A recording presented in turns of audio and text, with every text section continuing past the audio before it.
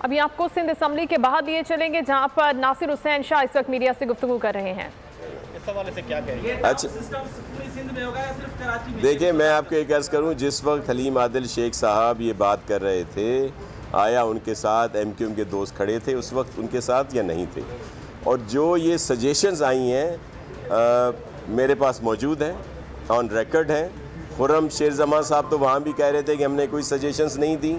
इनकी हमारे पास इन written suggestions आई हैं जिसमें टाउन सिस्टम का जिक्र है और इन्होंने कहा है कि टाउन सिस्टम होने चाहिए।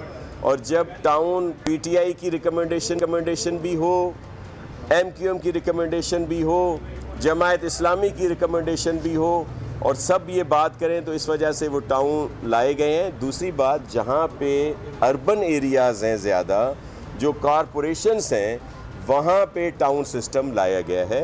वो कराची, हैदराबाद, सक्खर, लाड़काना, फिर जो डिवीज़नल 2 हेडक्वार्टर हैं हमारे मीरपुर ख़ास और शहीद बेनज़ीराबाद, वहाँ पे भी कॉरपोरेशन बनाई जा रही हैं और ये टाउन सिस्टम वहाँ पे भी है।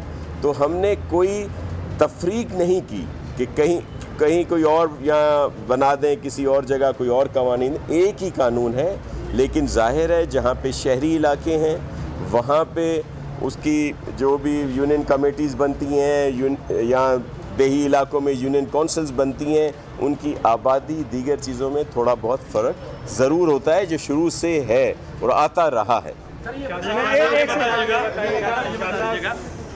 बल्दियाती इदारों के जो अहम बुनियादी उन्हें सहूलियात दी जाती हैं कि कचरा उठाना, गटर साफ करना या वाटर बॉर्डर सीवरेज के मसाइल, क्या इस नए कानून के बाद ये तरमीम हैं और ये अब निज़ाम? वज़ीर इत्तलात नासिर हुसैन शाह मीडिया से बात करें। सब्सक्राइब करें और बेल दबाएं ताकि कोई खबर रह न जाए।